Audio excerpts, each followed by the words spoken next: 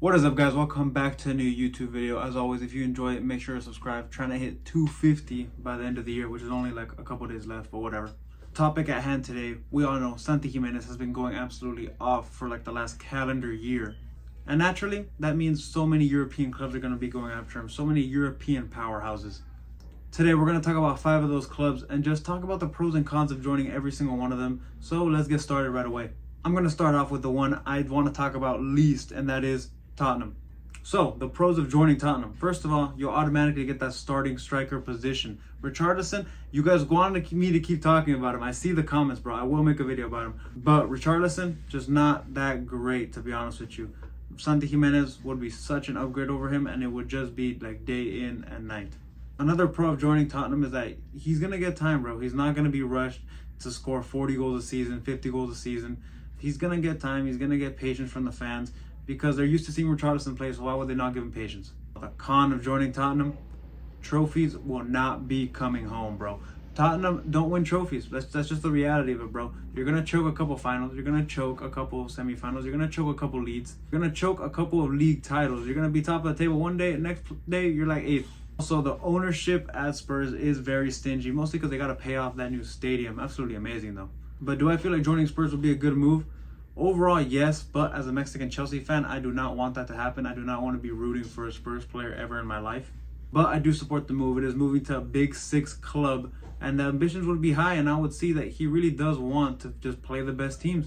Moving on to better teams. We're going to go with Arsenal. Now, the pros of joining Arsenal, first of all, they need a number 9, a goal scorer, clinical, just a traditional out-and-out striker. They have Gabriel Jesus, however, he is not an out-and-out striker. He is more like a supporting striker kind of role, maybe on the wing. He scores like once every 3 games. Santi could score every single game for you. Another positive of joining them, they're a young, upcoming team, bro. I, as a Chelsea fan, can admit that Arsenal scares me, bro. They have the potential to be great. So many good pieces on that team, and the potential is through the roof, man. As soon as Man City's era of dominance is over, which it could honestly never be over, but as soon as that's over, I think Arsenal might be next. Another good thing about Arsenal is that they're known to give their players patience. But what are the cons of joining Arsenal? Honestly, right now, I do not see many cons of joining Arsenal. They're a young, up-and-coming team, and worst thing that happens is that they just go back to being the old Arsenal, which is like a top 4 team, Europa League team around there.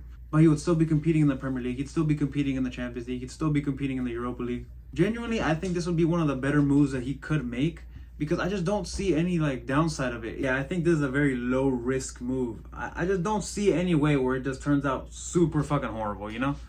Next up, we're going to talk about Barcelona. Now, the positives of joining Barca, they need a striker to replace Lewandowski sometime soon, bro. Lewandowski's underperforming. He would be in consideration for the starting striker because Lewa's getting old. He's been underperforming, and they just need somebody to step up right now. They are in an attacking crisis, bro. Their attacking options are so limited. But for me, that's where all the positives end at Barca. They are a team that has been very unstable the last couple of years. They have had trouble paying their players. You never know what's going to happen, what change could happen there. Very unstable environment. Xavi could get sacked. Rafa Marquez could come in, which could be good for him. But I just don't see how Rafa Marquez improves this team anymore. As a coach, that is. If he played in at center back himself, he'd be a beast. But yeah, do I think the move for Barca would be good? I don't know. That's the thing. This one right here is a very risky move. Best case scenario, he becomes a pretty good player at Barca, becomes a superstar at Barca. But the worst case scenario for this is like all the way down, bro. Barca could go bankrupt, give him out for free. He never becomes the same again. I just don't see it, bro. I don't see it. I would personally not want him to move to FC Barcelona just because of the unstable environment at that club. Next up, Real Madrid. Now this right here. This move would be absolutely fucking insane, bro.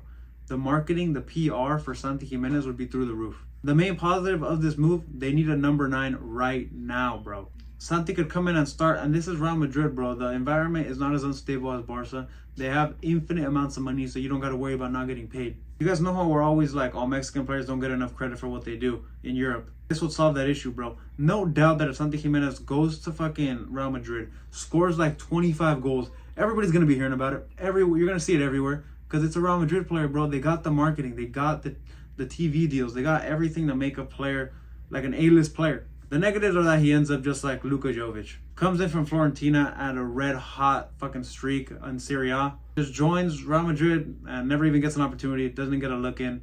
And it's just awful. The potential of his career had really went downhill from that move. Granted, this was when they had Karim Benzema, and Benzema just turned on his prime for a couple seasons like that, bro. But a lot of Real Madrid players leave, and they're just never the same after that, and they never get the opportunity again. So would I think the Real Madrid move would be good? If they really believe in him, and they're really going to give him the opportunity, yes. But I forgot that another con of this is that the fans of Real Madrid are ruthless, bro. He's going to miss one sitter, they're going to be calling for his head, man. They do this shit to every player, no matter how good they are. It doesn't matter. But the move would be amazing for Mexican football if he succeeds. Now, the last club we are going to talk about, Chelsea. This is my club, so let's put in like a little more bias to it. Let's go.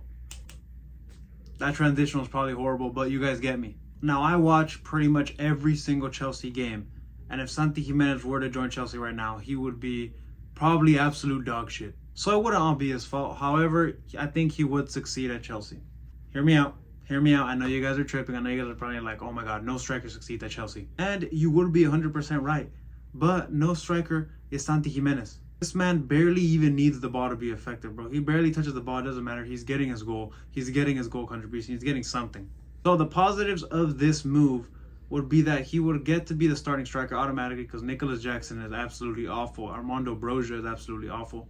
Another positive, he gets to play alongside Nkunku, who is an absolute beast and good as a second striker and will set him up for many goals. Another positive is that Chelsea have an infinite amount of money right now, and they're going to keep pouring it into the club until we're finally good. Whenever that is, who the fuck knows?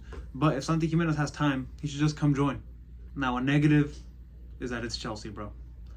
Strikers do not succeed at this club.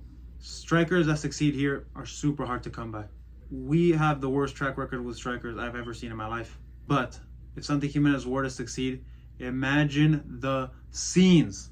Imagine the absolute fucking frenzy that Chelsea fan would be throwing if Santi Gimenez scores even 20 goals in the Premier League season. Even 15, bro. 15 would be unheard of now. The fans would all be backing him. The fans would all be behind him. The media would be going after him because, again, he would be succeeding with Chelsea, and that is unheard of because of our number 9 curse. He probably wouldn't even want the number 9, though. He'd probably want 29 again. But yeah, the downsides are just that it's Chelsea, and we're shit right now, and we're definitely the worst club out of all of these right now. Don't get me wrong.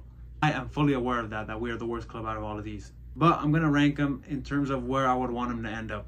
As a Chelsea fan, obviously, number 1, I want him to end up at Chelsea. Number 2, I'd probably have to go with Arsenal. Number 3, I would go with Real Madrid. Number 4, Barca.